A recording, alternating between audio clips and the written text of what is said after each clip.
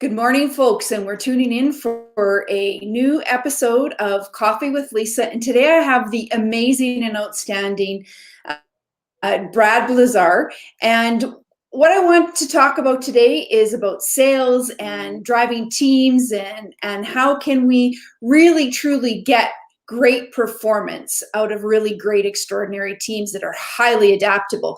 But before we start, I just wanted to let you know that clearly we don't have any sponsors for the show for Coffee with Lisa.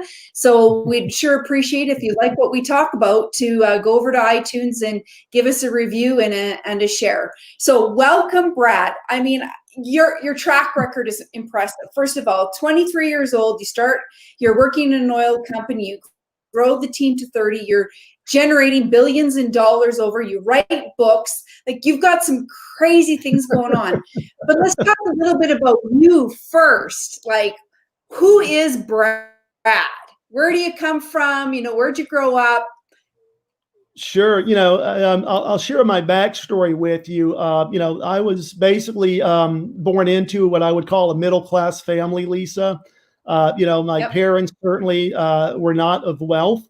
My dad was basically a executive CPA that went into real estate. And then, of course, my mom, when we got older as children, basically worked in real estate as an agent. But, I knew, I guess, from a relatively young age that I wanted more in life. And I tell the story of a very wealthy, rich uncle of mine. It's kind of like rich dad, poor dad. I had a rich uncle. And my uncle, Henry, never had more than a sixth grade education. He was an orphan. And as an orphan young boy, was basically given the responsibility of looking after his two sisters, my aunts. But as a young man, he went to work in the textile factories in New York City. And his job was to carry these large, big bolts of textiles from one seamstress to the next.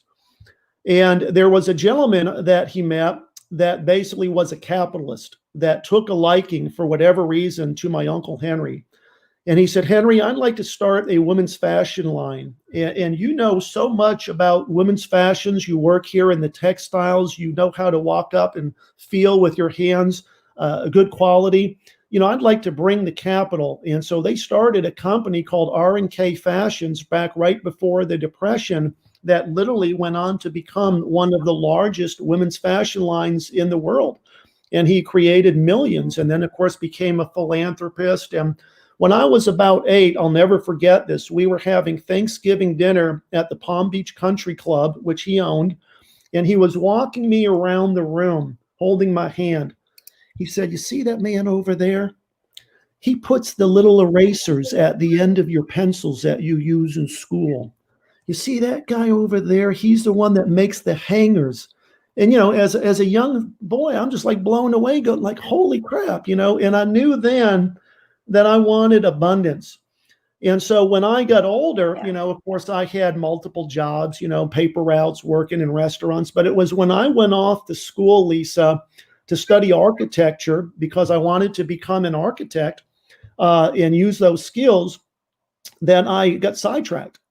I ended up responding to an ad in a newspaper that literally changed my life, where there was a small little local oil company looking for someone just to get on the phone and call out to high net worth accredited investors. And so I responded to the ad, was hired, and literally working 3 hours a day, 3 days a week, which is 9 hours out of the work week. I was making 80 grand a year as a, punk kid going to school. And I said to myself, man, if I'm doing that, working 9 hours a week, what in the world could I do if I was working full time? And so without my parents' knowledge, I just basically quit going to class and showed up and learned how to close, built a very, very sizable network of accredited investors. Then I went to work for a second company doing the same thing. Unfortunately, the second company, let's just say they had a thread of dishonesty. They weren't of the highest ethics. They were committing fraud. And so I resigned. We filed a class action suit. We prevailed. But out of that came great goodness because my investors looked at me. They didn't know I was 23 years old because this was before Zoom. This was before StreamYard. I was doing it on the telephone. Yeah. they knew I was in my Yep. 30s. And they said, Brad, what are you going to do now? I said, I don't know. And so they backed me. And at the age of 23, I was catapulted into the role as a CEO and founder of a small oil company, not knowing anything about business other than letterhead and some business cards and envelopes. But I was a quick learner. And I got on the phone and I started raising money for these different deals. And then I started hiring salespeople to work for me. Lisa taught them how to sell and do the same thing. We got to a point where we grew. We were raising millions of dollars a month. We were drilling in Texas, Oklahoma, Louisiana. And that's basically where I learned how to do what I call my primary hard skill, which is teaching other people how to raise capital to buy, build, or scale their business or fund their real estate venture. And I've raised over $2 billion, still counting. And I'm also now, of course, an author, a keynote speaker, and a coach and consultant to others. But that really wasn't what I call the path that I wanted to go down. When I dissolved my oil company after running it for a decade, I started writing a book because I woke up one day and I said, there aren't many 23-year-old kids that grow multi-million-dollar companies. And that book was largely cast aside and it was never completed. And it was literally about 2.5 years ago when I was cleaning up my office and I found the floppy disk. Now, floppy disk, we don't use those anymore. It tells you how long ago it was. But it was a floppy disk that had the title of the book. And I said, I've got to finish my project. Now that I have a daughter and I want my daughter to be instilled with the proper things and understand, success, I'm going to finish the book. And so it was a lot of late nights. It was a lot of editing. When I got my author's copy of the book in the mail, I was so proud. And I looked at the cover and I showed it to my wife. And I designed the cover myself. And I said, if you were walking down the aisle of Barnes & Noble, does this jump off the shelf? Would you buy the book? And she said, you want my honest opinion? I said, that tells me right there it sucks. And so I went to Fiverr, the platform where you can hire artists and illustrators. I paid a couple $100. I found a dude actually overseas that had designed the book covers for some New York Times bestsellers. And he designed what became basically the #1 rated read for young entrepreneurs. And this happened actually last year, shortly after the book came out. And a friend of mine called me. He said, hey, your book's #1. And I'm like, where? Like Amazon, like, New York Times? He said, no, there's a big blog over in England that just ranked your book as the #1 read for young entrepreneurs. And sure enough, I researched it, and it was a big blog in England that had put my book #1 on the list. I don't know how it happened. I really don't care. But as someone that understands what it means. It happened. Yeah. But all you care about is that it happened, right?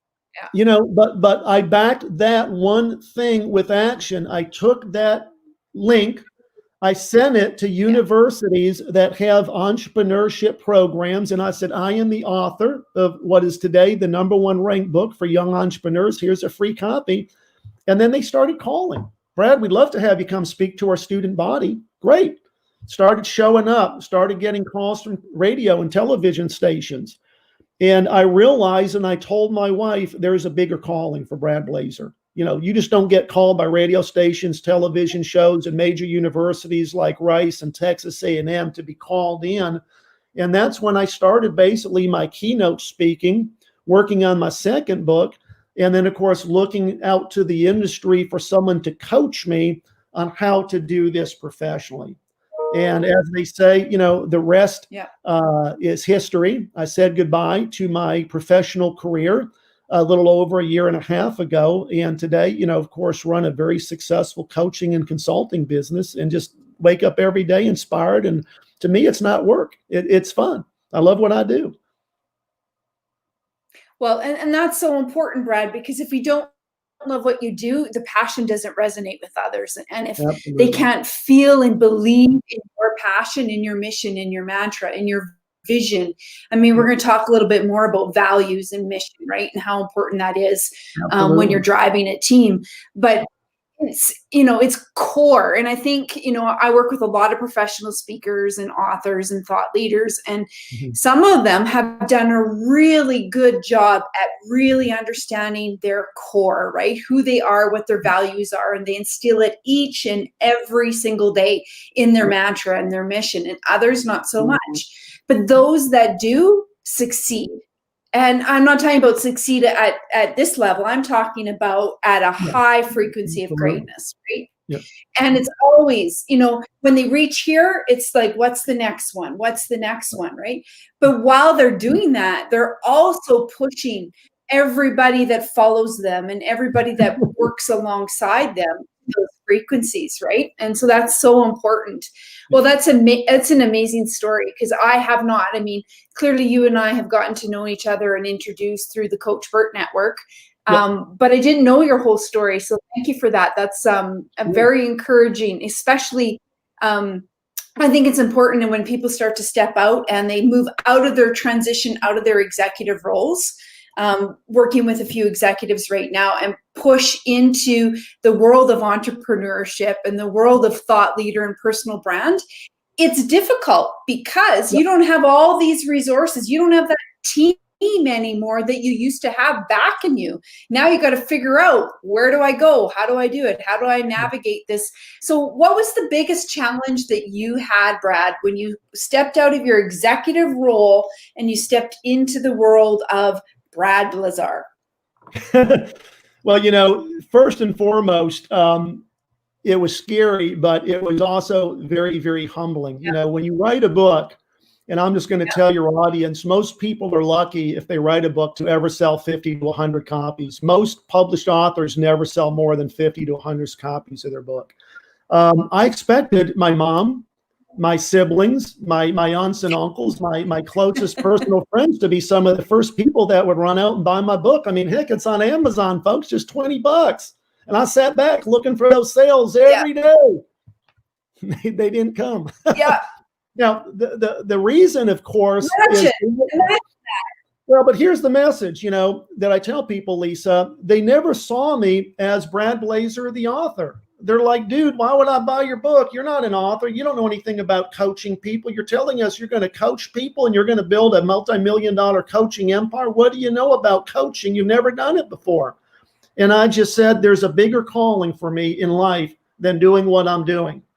And I remember literally hiring agents, hiring coaches like Coach Burt, spending money. I paid $5,000 to a guy in Israel whose job was to put me on the biggest podcast in the world. I mean, I've been on Joel Brown, Addicted to Success in Australia, Carolina Milan in Portillo, Chile, Benny Hoffman, Roland Frazier, Business Lunch, Bradley Dropping Bombs. And my wife looked at me because all she saw was money going out the door to promote my dream, what I was building. And she said, Brad, we don't have insurance. You're paying for a private insurance instead of what you used to get as a corporate employee. How much more money are you going to throw at this dream? And I said, if I have to throw another $100,000 at it, I'm going to throw another $100,000. This is who I want to be.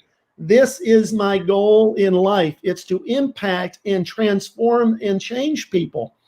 And today, when I tell people that I coach that they have to commit, I'm like, folks, many of you are dipping your toes in the water, investing in your business.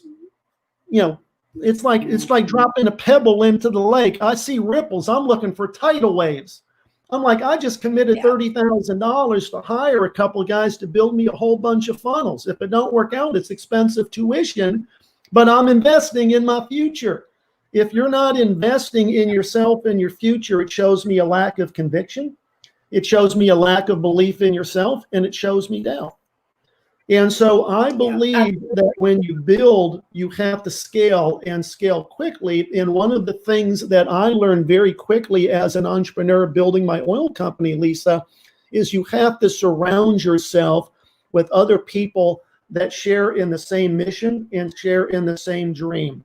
And it was so very funny because very early in my coaching career, I actually was introduced to somebody, not going to mention any names. He's a coach today, had me on his podcast. And after he had me on his podcast and we developed a relationship, he said, you should hire me as your coach. I can help you so much. And I explained, I'm already working with Coach Michael Burt, one of the best. What can you teach me that Coach Burt can't teach me? And he said, oh, I could teach you this and I could teach you that. Now, this guy was a very successful real estate agent and had built a very large book of business. And I just sat back and I said, well, what have you ever done to build a multi-million-dollar oil company? All you did is went out and bought a bunch of listings as a real estate agent. But I mean, have you actually scaled and had employees and payroll? And at the end of the day, I said, thank you very much, but I'm just going to stick with Coach Burton. I know how to scale and build a business. Today, I'm so far ahead of where that dude is. It ain't even funny. But he disowned me as a friend. He defriended me on Instagram. He has not supported events that I and or others he knows in the coaching community have put together. And so, again, what does that tell me about a person's integrity? You see, the funny thing, and Coach knows this, I show up at events, whether I'm speaking or whether I'm not, to support friends in my network. Nate Ofert, who you know, Cody Askins, who you know, 8% Nation. I'm not in the insurance business, but I was there. Yep. Why? I bought a ticket, VIP, spent my $500, flew up there, got a hotel. I mean, the whole event probably cost me $1,000, $2,000 by the time I add in my food and my hotel. It's because I'm supporting my friends and those I care about. And what happens? They reciprocate and they support and they help me. And so I believe that your true colors really shine through and your true colors really define yourself, because if you lead with value and you find, like you said, your mission, your purpose, and your why, and then you back that with conviction and with intensity and with motion, you can transform your life. I was just on a call this morning with 60, 80 people in a different network coaching them. And I said, folks, you all have to come to my bounce back tour in Laredo, Texas on the 24th. Either come live, it's a live event, $50 general admission, or get a VIP, or hell, for $20, just join the live stream. We're going to have 3 cameras, different angles, and we're going to have John Shin. He's worked with the Napoleon Hill Foundation and Sharon Lecter to bring to you the Think and Grow Rich Legacy, the movie. I mean, my God, if you haven't seen that, you got to see that, right? He's going to be a speaker. I've got Sergio Bruna, the largest influencer in the Latino market. The guy is the global ambassador for General Motors, has appeared in hundreds of commercials, had his own late night TV show. The dude's been interviewed by Larry King. How many people get on Larry King's show? Again, connections, being around successful people. And so, when people ask me, what's your why, what's your purpose, is I tell them, and this comes out, of course, of something that you and I have learned from Coach Burt. I believe to do great things in life, Lisa, you have to have, like Coach Burt says, a revelation. He tells a story about when he was a young kid and his mom dropped him off in Little League. Somebody said to him, "You're going to be a great coach someday, young man." Of course, today he's one of the best. My revelation, my defining aha moment was when I was in the oil business. This was before the internet. This was before we posted jobs on Indeed or Monster or job boards. We posted them in the local paper. I was looking to hire somebody to come work for me as a salesperson. We got tons of resumes. And so one day, my secretary buzzes my office and says, "Jack's here for his interview." Now, let me remind your listeners, I was in a prestigious office building. I had half the 3rd floor. Around me, I got big law firms, CPA, financial services. We're all wearing professional business attire. This guy shows up for a job interview in a pair of jeans that had holes in the knees, work boots covered in dust and dirt, a flannel shirt. He had a mullet for a haircut like Billy Ray Cyrus or Joe Dirt, if you saw the movie with David Spade, and a big old Fu Manchu mustache. And when he got out of the couch and shook my hand, his hands were very calloused and very rough. Now, for most people, the interview would have ended there at the front door, because most CEOs just would have written that dude off. But I didn't. There was something about him that attracted me to him that I found out a little bit later. But I never forget what my grandparents told me. And they said, "Brad, people will forget your name. They might forget what you do, but they will never forget the way you make them feel." So being a kind person, I invited him in my conference room, gave him a cup of coffee, just like I'm drinking here, because, of course, the show's called Coffee with Lisa. And after about 20 minutes, I said, Jack, why do you want to work here?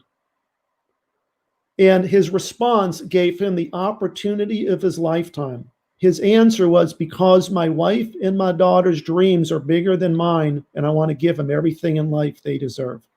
And I still choke up and get teary when I tell that story.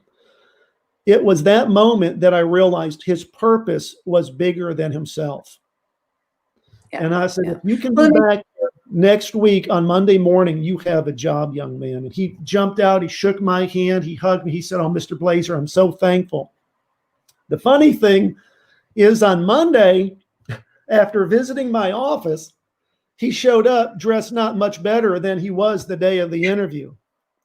And so old Brad Blazar is sitting there going, oh, dude, man, you really screwed up this one. This guy's got to get on the phone and be talking to big-time CEOs and entrepreneurs, asking him to write checks for hundreds of thousands of dollars, and the poor kid don't even own a suit. You really messed up on this one, Blazar. And then I sat back in my chair, and I said, Jack, come with me. We got in my Porsche, and I took him to a department store, and I invested a few $1,000s in this young man's future. I treated him to 2 suits, shoes, belts, took him to my salon. We gave him a Hollywood makeover. And then we came back to the office about 4 o'clock, and my receptionist did not recognize him as the same man that left that morning. But the surprise was the next day. When he walked through that door wearing that suit, man, what a different person he was. I could see it in his presence, the way he was walking taller. Then I took him to the conference room, gave him the scripting, taught him how to close, told him how we capitalize deals, told him what to say. And that year he made $250,000. That was my revelation, my aha moment, that Brad Blazar can change people's lives, teach them how to sell. And then, of course, I backed that with conviction over the years to do what I'm doing today. But it was really that revelation that said, I took a guy, probably made no more than 40, 50, 60 grand as a roughneck working out in the hot Texas sun, and I turned him into a closer that today is wearing a Rolex watch, sitting in the corner office making $250,000 a year. Well, and you know, there's a lot of points that we can touch on throughout that whole story. First of all, you know, you talk about a belief. It's not, you know, about don't judge the book by its cover, right? It's about, Absolutely. I think a lot of, you know, whether you're an entrepreneur or you're in the C-suite or you're an HR professional, whoever it happens to be, the one question that most don't ask is, why do you want to work for me? They're so focused on the talent and the hard skills that they forget that value and mission and mandate and purpose drive way more and bigger results ever all day long than technical skill. You can teach the technical skill. You cannot teach somebody purpose and drive. You can help them and you can act it, but you can't teach it. So that's a really valuable lesson for anybody who's listening right now, is that if you're not asking your teams, why do they want to work for you, or why do they believe in the mission or the mandate of the company, then you're doing yourself and your company and your teams a disservice, because they're not going to belong to that organization. They're not going to belong to them. And that's so very important.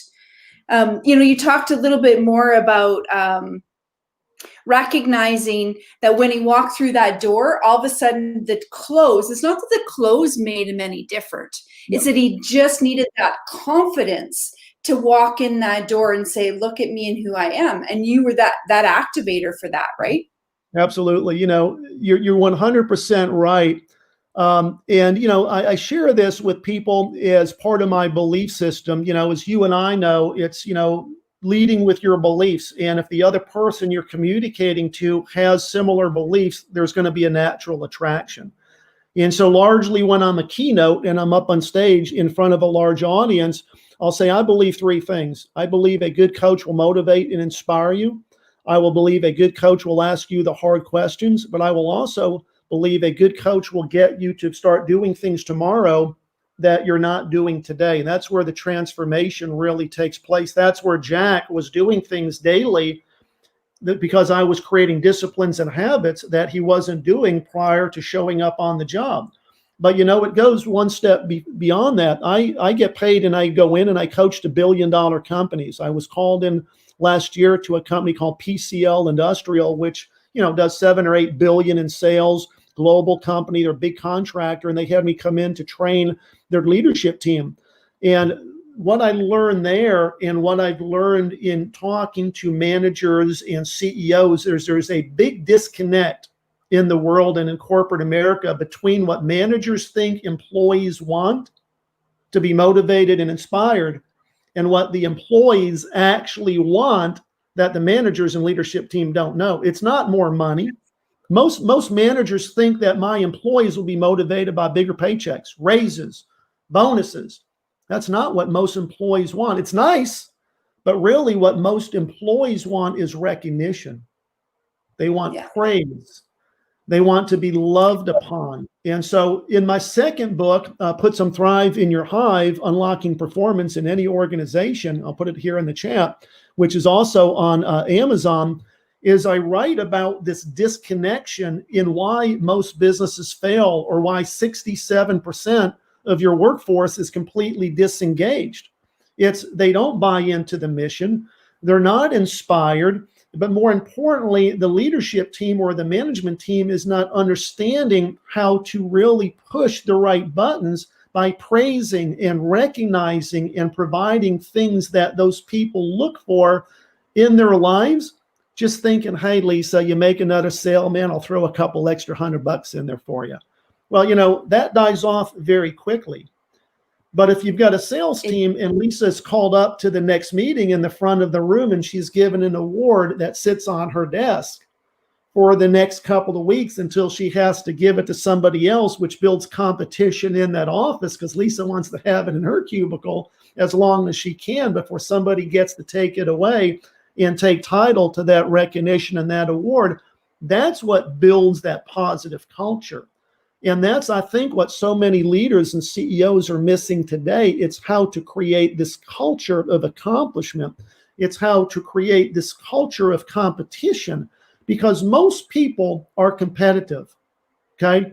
The way that you bring a competitive culture out in an organization is through recognition, through awards. And if you're lacking that in your business or in your company, you've got a culture that's not inspiring people.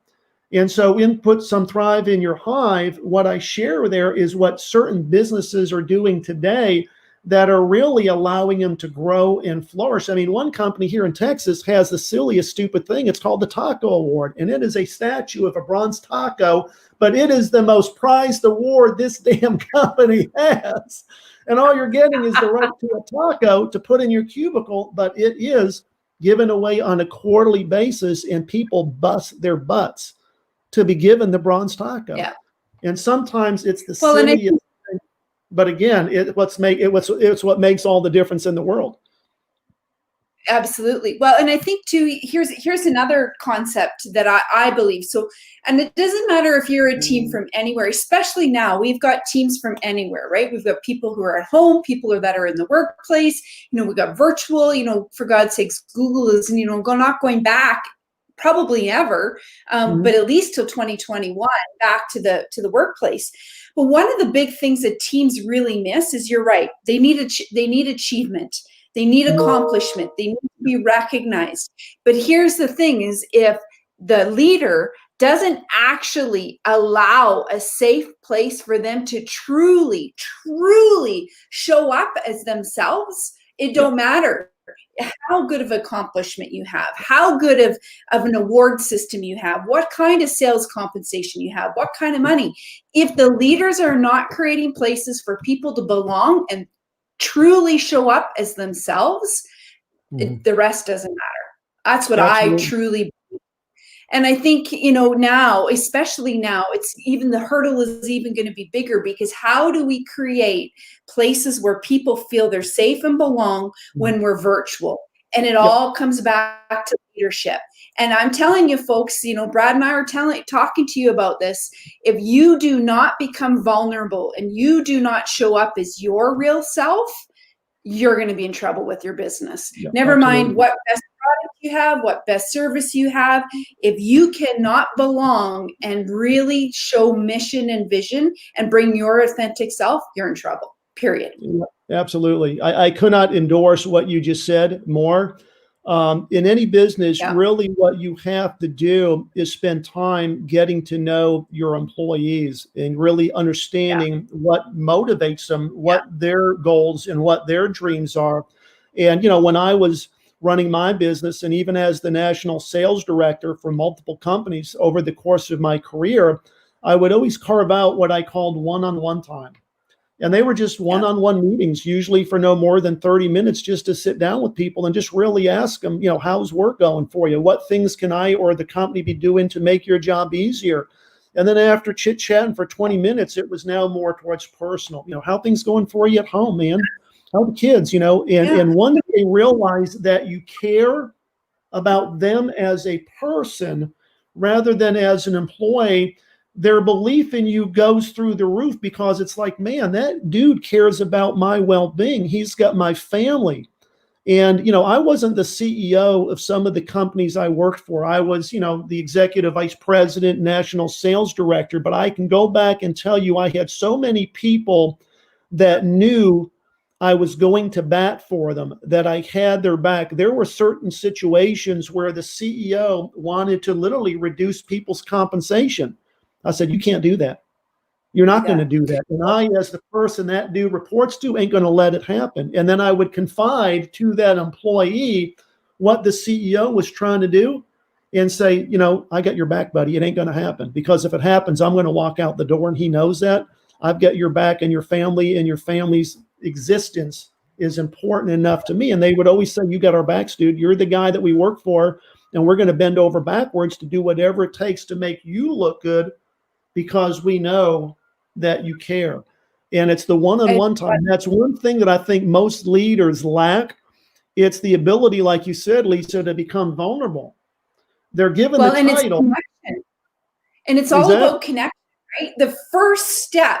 So I just launched a new company called Belongify, and it's a system about how you put the we back in me in the right Mm, kind of way, right? love. And the thing is that the very first step in that system is connection. And it doesn't matter if you're running a team. You and I both know we've got, some amazing circles and networks. We're on stage speaking to 1 to 1,000 people. We're writing books, we've got courses, we've got all those great things.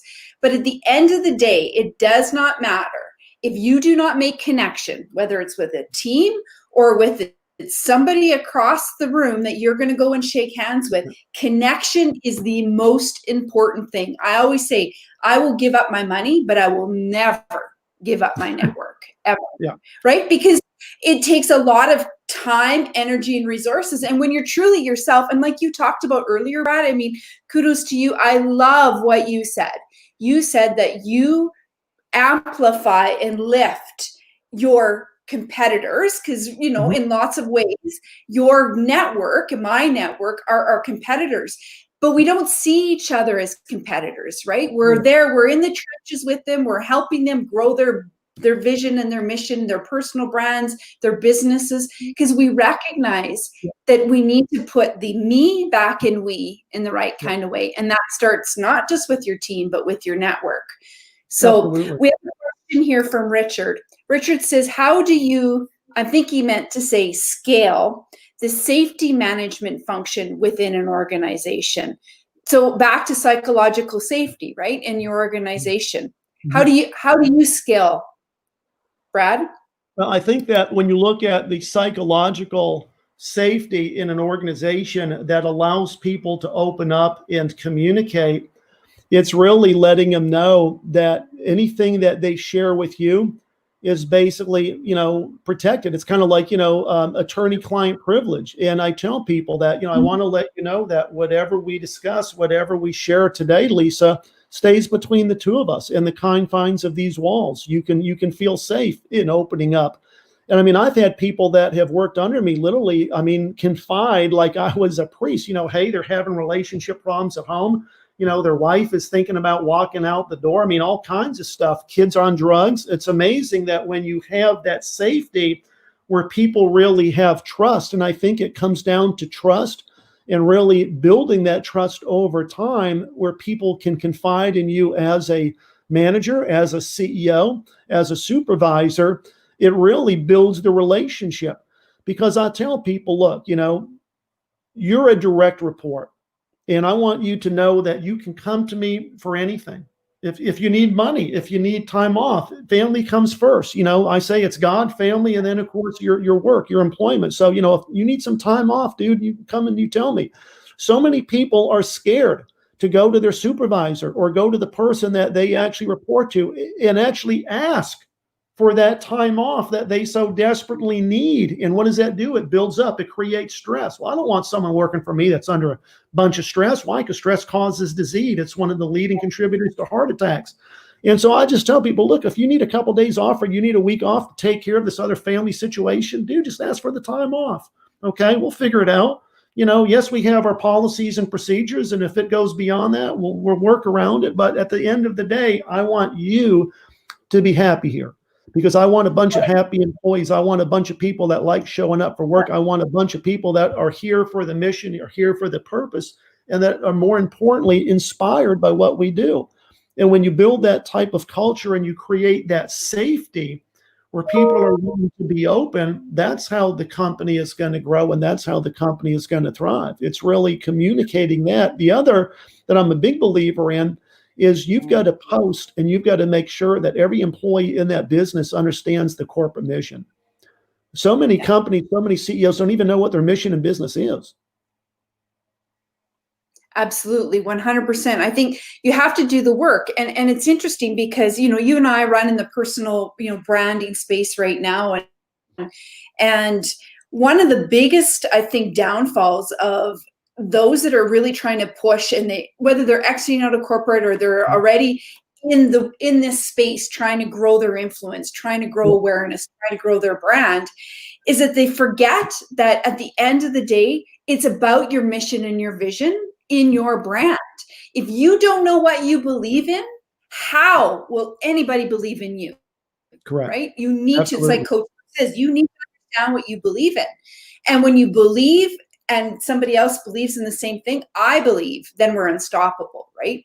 Yep. And so, we've got Dana and Jen and Craig Allen in here, and we've got a Zam in here, and you guys show us a 1 if, put a 1 in the comments if you believe the same as we believe, because it's important that at the end of the day, we do believe in the same. And when we believe in the same, everything else can overcome it. That's a conversation have, right? That's a contribution that needs to take place.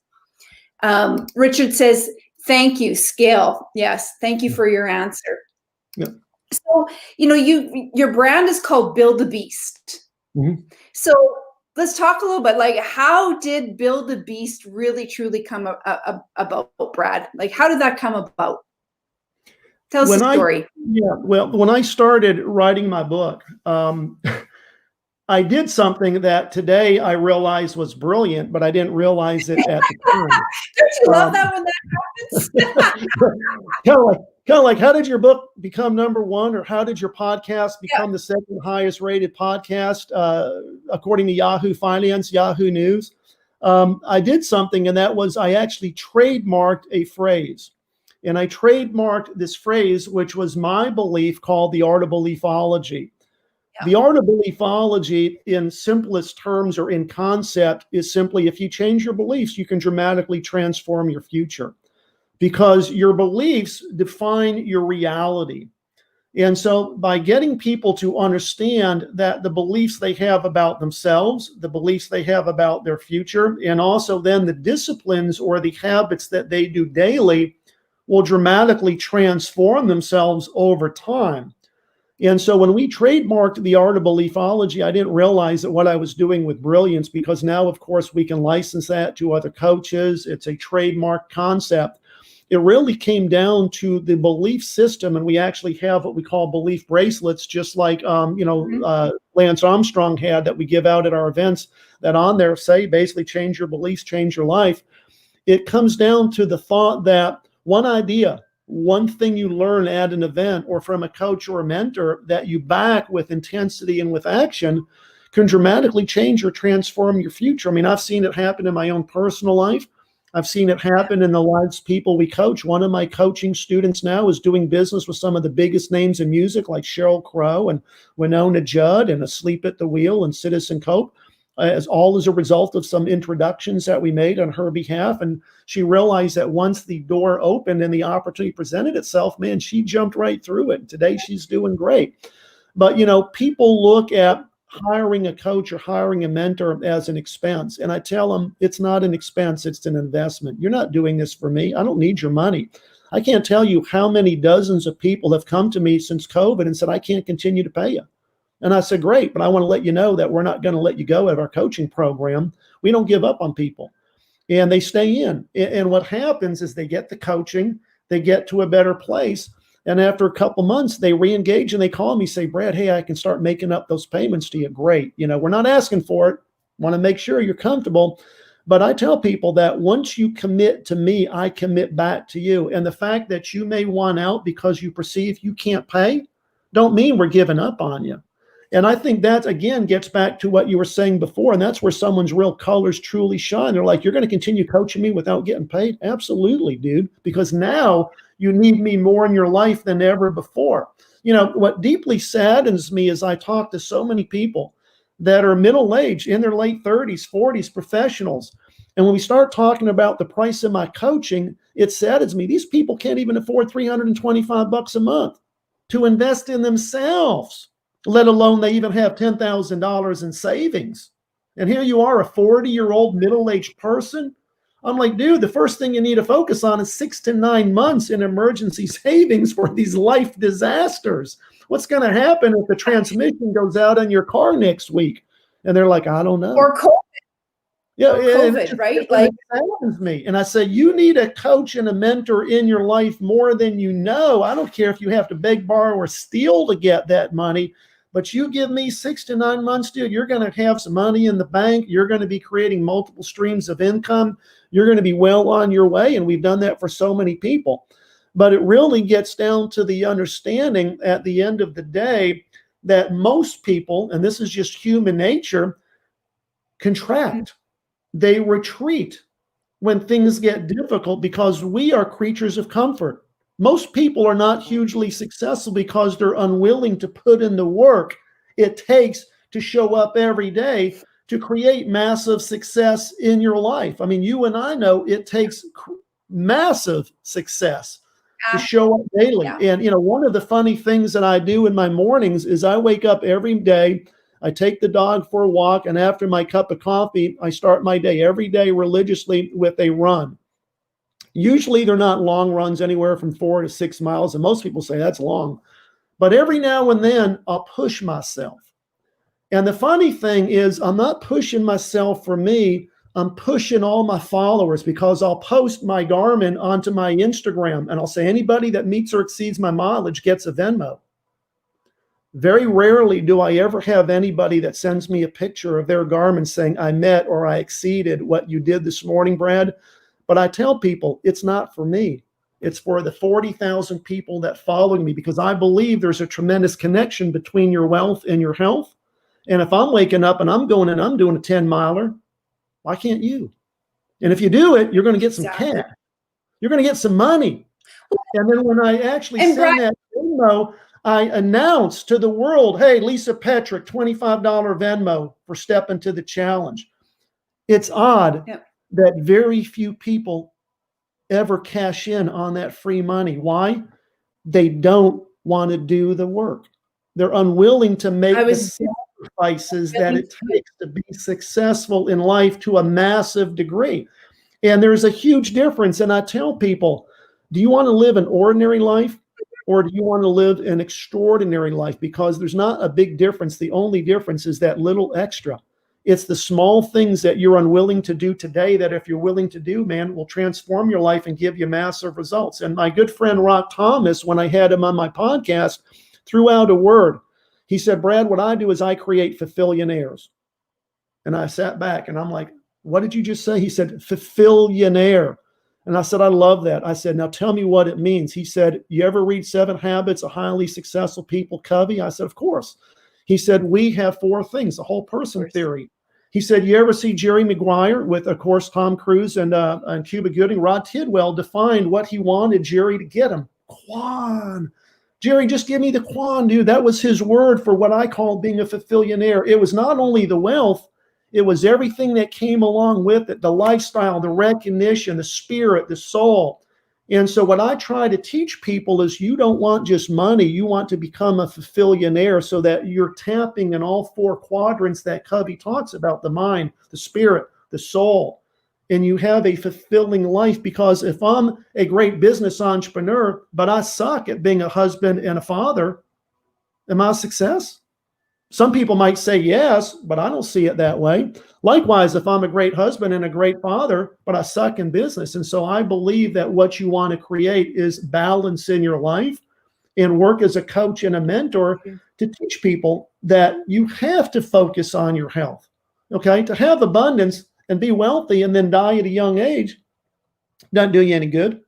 And so I believe every day that you want to be pushing yourself. And it just saddens me that when I'm giving away free money, most people aren't going to go out and run 3 miles. And some days it's just a small pittance, 3-mile run, dude, for $25, $50. And out of 35,000 people, maybe one or two will do it.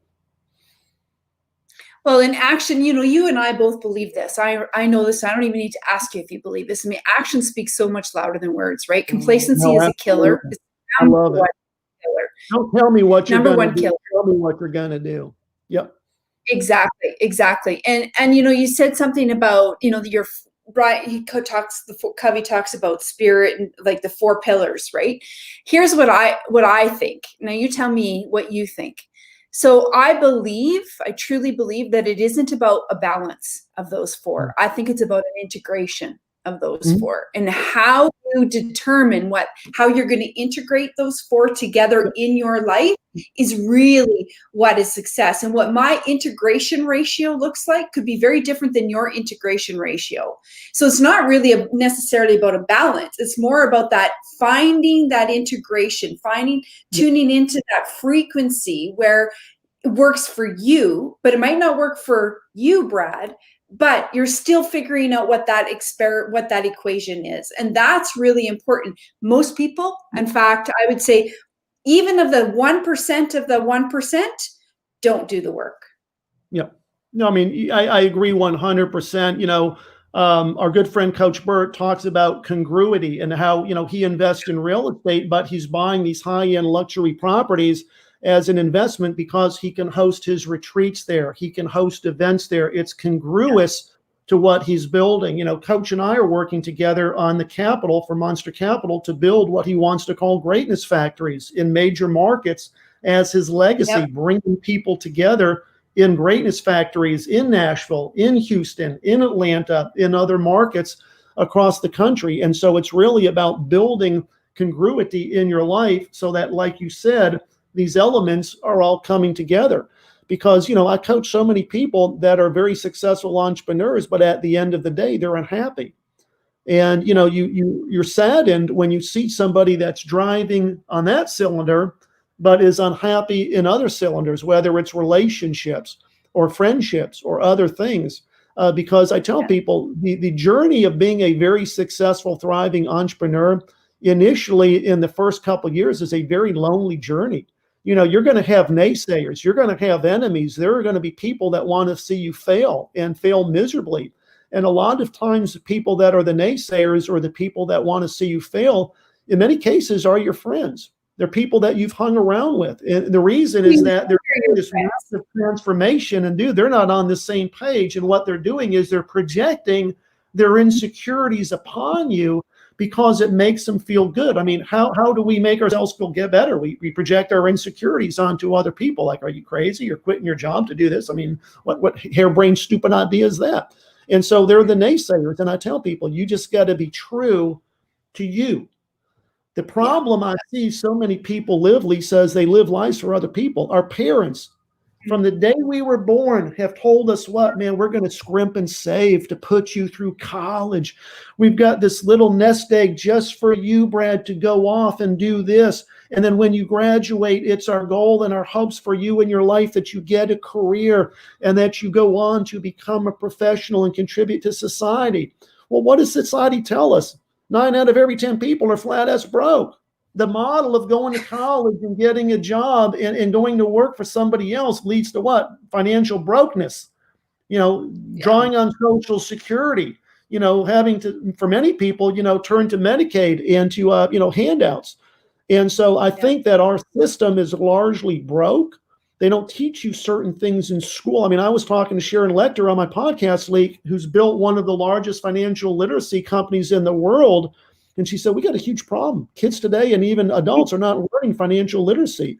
And she said, it's my mission, and it was Kiyosaki's mission and the mission of Napoleon Hill to teach financial literacy to the masses so that we can transform people's lives. We can teach them how to buy assets that grow in value and how to create multiple streams of income. And so, I believe very strongly that there is a misalignment of what we're teaching people in school and really what it is they need to know. But the most important thing that really gets back to what you do and what I do and others in our profession do, it's getting people to understand that if you're not happy where you are today, you've got to look at yourself in the mirror. And it's like Bradley says, the biggest sale you'll ever make in your lifetime is not to a prospect or to a customer, it's to yourself. And you've got to say, self, as of today going forward, I am putting my amateurish ways behind me. I'm going pro. And I'm committing to myself. And then you've got to flip the switch. And you can't go back to what it was you're doing, because what it was you're doing ain't working for you. I mean, we've all heard it. What's the definition of insanity? Doing the same shit every day, thinking we're going to get a different result. The results never come because you show up every day doing exactly the same thing you did last day, last week, last month. Exactly. Well, here's the thing is that, if you really truly believe in yourself, you got to go all in, and all in looks like all in, not, I'm, put a little post here and I'm going to, put my flag in the sand and I'm going to hope that, it's like the field of dreams, build it and he will come. Well, guess what? He ain't coming. You got to do the work. No. You got to spend the money. You got to take the risk. You got to be all in, and all in isn't about nickel and diming along the way. All in is, like you talked about very early in the podcast, you put yourself in the rooms of the people that you want to be aligned with, the people that you want to work with, the people that you believe in the same things that you, and that costs money. And that takes risk. And you've got to take risk. It's one more than that. My good friend Matt Monero, Judge Graham, who of course run a great program for people called Burn the Chips, on how to really scale and accelerate your business. Matt says, look, folks, when I talk to business owners and I'm talking about how they're going to grow and how they're going to scale, I always ask a question and I always know what the answer is going to be. And he said, well, if that doesn't work, what's your plan B? And he always waits for that person to say, well, if that doesn't work, here's our plan B. We're going to try this. And we're going to do that. And Matt just looks at him and said, in your business, there should be no plan B. That tells me you're not committed to plan A. And there's actually a book out there in the marketplace called There's No Plan B. And, you have to decide, folks, really your level of commitment to whatever it is you're doing. Because if you're thinking there's a plan B and you're already thinking about a plan B, that tells me you're not focused and you're not committed to your plan A. Get your plan, refine your plan, back it with action, and don't ever look back. I mean, if I started down this path as an author, as a podcaster, as a keynote speaker, and when my wife asked me, a couple of years ago, how much more money are you going to throw at this before you throw in the towel and go back to a full-time job doing what you were doing before? And I said, I don't know, maybe another 20, 25 grand. And if it ain't working out, I'll just throw in the towel. I wouldn't be where I am today. Financial freedom, the ability to do what I want, when I want, with whom I want, any day of the week, So it goes to the level of commitment and realizing that the most important person in your life is yourself. Don't live a life for your parents. Don't live a life for others. Don't be fearful of the judgment of other people, which I believe is one of the biggest things holding people back. It's like, if I fail at this, what will my parents think? What will my siblings think? What will my wife think? Who gives a shit? I mean, I saw a sticker the other day that I swear to God, the best thing I've ever seen. Now, I'm not going to talk politics because I know a lot of people don't like to bring politics up, but there are the Bidens and there are the Trumps. This lady had a flag on her car and a bumper sticker that said Trump 2020, fuck your feelings. I'm like, I love that because it reminded me of what Coach Burt says. Successful people don't listen to their feelings. If we listen to our feelings and all the self-doubt and all the limiting beliefs that fog our mind every day, dude, we wouldn't get anything done. Successful people have their goals, they write them down, they commit to action, and boom, they go. And they show up every day, come hell or high water. Stephen King has written 14 books. One of the most celebrated authors writes between 2,000 and 2,500 words a day. It doesn't matter if it's Christmas. It don't matter if it's a holiday. It don't matter if it's birthday. He literally locks himself into his office every day and writes. That's why he's one of the best authors on planet Earth. It's because of the commitment. It's going long in the same direction. He doesn't start writing a book and then take a vacation and then come back to it a couple of days later. He's in there every day. Yeah. Well, you think Wayne Gretzky didn't get to be the best NHLer because he stopped practicing? He stopped shooting in the goal? Absolutely, he did. Well, Brad, thank you very much for joining me today. I want to close the show by asking you a question that I ask everybody. And so my question to you is if you could give one piece of advice, not to your 23-year-old self, because at 23, you were killing it. What advice would you give an 18-year-old self? This actually is an answer that largely came out of something I saw just the other day that just inspired the living daylights out of me. Awesome. We all know, of course, Andy Frisella, the 75 hard movement, 2 workouts a day. Okay, yeah. So there was a post on Instagram, and it was actually Andy Frisella that posted this picture of this 14-year-old boy that literally transformed himself. He had a picture of himself as a typical 14-year-old kid, a little belly. Dude, the guy could be the cover of GQ. I mean, now the guy's got a six-pack, he's ripped, and this kid's 14 years old, and he bought in to 75 hard. And as a 14-year-old, he's instilling the habits that 75 hard teaches: reading, learning, working out, And I'm like, dude, that guy has got life figured out. Here, he's 14 years old. So what would I tell an 18-year-old today? Number one, don't ever stop learning. Don't think that when you graduate and you're handed a diploma, that learning in life comes to an end. Always be reading, always be listening to podcasts, always be asking people why. Why do you believe that way? What are you thinking about this? Always be learning from other people. My good friend, Victor Meyer, who runs several multi-million-dollar companies, is always asking his employees, what should we be doing? Because he realizes his employees are the face of the company. He's not the face of the company. He's the Wizard of Oz that just started it years ago. And he realizes that my business's success is getting the input and the feedback from all of my people. They're smarter than me. He said, I just write the checks. So I think it's number one, always be learning. Number two, the secret I would give to an 18-year-old is figure out what your primary hard skill is. When I went back to school after dissolving my oil business, coming out as now a college graduate, I was interviewing for jobs now as a college graduate where people were wanting to pay me in my early 30s a starting salary of what I had grown accustomed to making in a good month. And I just sat there looking at these people like, you want to pay me how much? 60 grand a year? Dude, I used to make that in a good month. I mean, have you not seen my resume? CEO of an oil company raising millions of dollars. And I realized that I was highly overqualified for most of the jobs I was interviewing for. And I literally for a year was unemployed. Why? Because I didn't want to go back in my career and make 50, 60 grand when I was making $500,000 to $1 million plus. And so I had to look at myself and I had to say, what is my heart? What is Brad Blazar really gifted at? And I was lucky that I found it. It was raising money, building networks of investors. And that's why today I'm known around the world as the guy that's raised over $2 billion and counting. It's why people like Roland Frazier, who's one of the leading consultants, refer people to me. It's like, if you need capital, dude, Brad Blazar is the guy to be talking to. But it's I would tell you, try to figure out what you love to do and what you're passionate in, and then really focus on that. Go long, be doing it daily. If you love to dance, become the best dancer you can. If you love to sing, I don't care what it is, become the best at it you can be, and then figure out how you can turn that into a career so that what you do for livelihood doesn't look like a job. And then lastly, and I'll close with this, it's always connect yourself with people that are bigger than you.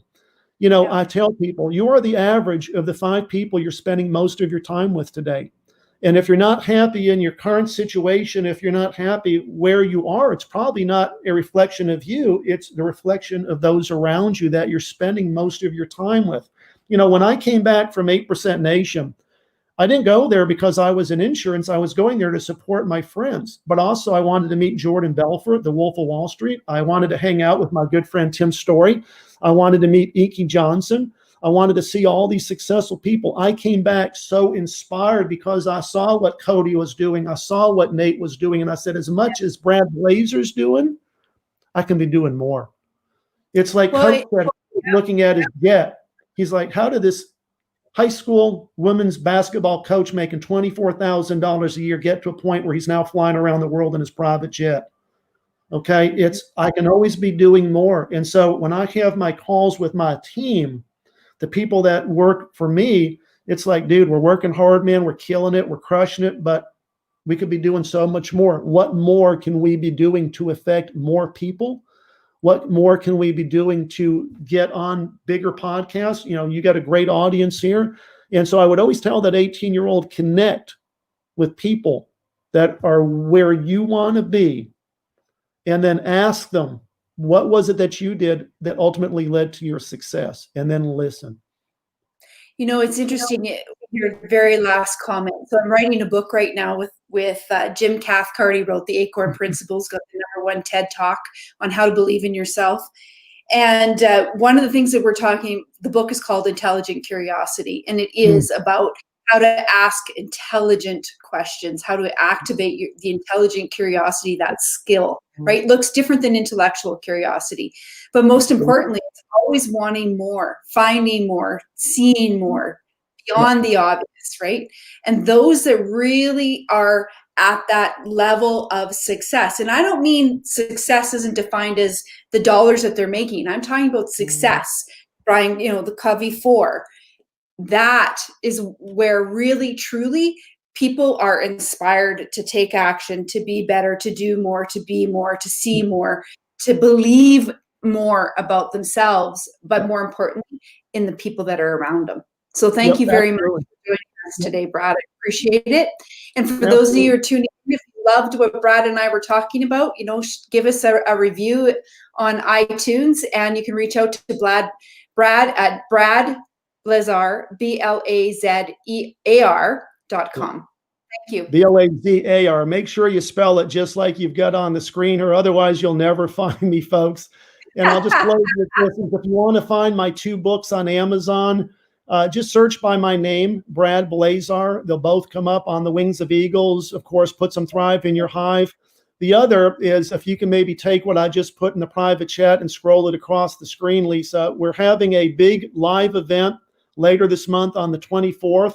For those of you that like live events, if you want to show up in Texas, it's going to be held in Laredo. We're taking this on a tour throughout the U.S. Laredo, being the largest Hispanic market, is where we're starting, but it's going to have John Shin, the creator who worked with Napoleon Hill, previewing, of course, the movie Think and Grow Rich. We're going to have Sergio Bruna, who had his own late night TV show, Victor Maya, Amanda Williams. If you can't attend in person, you know, just buy a live stream, watch it from home. We're going to have 3 different camera angles live streaming the event live for $20. It's going to be a great event. It's called the Bounce Back Tour. Let's face it, 2020 has been a tough year. We got to bounce back bigger than ever. So, you know, just hit me up, DM me on Instagram. You'll see the post, follow any of the other speakers. And we hope to see you there if you can make it live. If not, hopefully you'll support us virtually. And this has been great, Lisa. Thank you so much for hosting me and having me on a guest at Coffee with Lisa. Thanks, Brad. And listen, folks, at the Bounce Back Tour, you can tune into a higher frequency of greatness. And that's what it's all about. That's it.